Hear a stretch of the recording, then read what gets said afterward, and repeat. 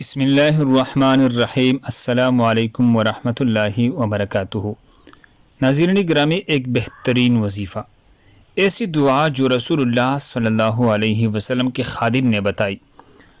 حضرت انس بن مالک رضی اللہ عنہ خادم رسول فرماتے ہیں کہ رسول اللہ صلی اللہ علیہ وسلم نے ابو طلحہ کو یہ ذمہ داری سونپی، کوئی ایک لڑکا تلاش کر کے جو میرے کام کر دیا کرے۔ چنانچہ ابو طلحہ نے مجھے منتخب کیا اور ساتھ لے کر حضور نبی کریم صلی اللہ علیہ وسلم کی خدمت میں حاضر ہوئی۔ اس کے بعد میں آپ نبی صلی اللہ علیہ وسلم کی خدمت کرتا تھا۔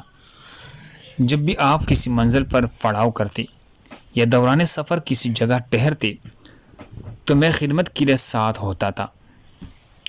میں نے سنا حضور نبی کریم صلی اللہ علیہ وسلم ایک دعا اکثر مانگتے۔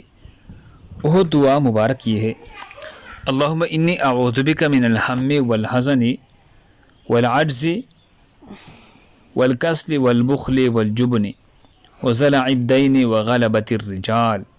اے اللہ، میں آپ کی پناہ میں آتا ہوں غم و الم سے، سستی اور عاجز ہونے سے، بخل اور بزدلی سے، قرض کے بوجھ سے اور لوگوں کی غالب آ جانے سے۔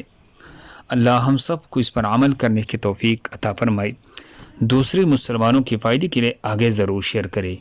جزاک اللہ خیر۔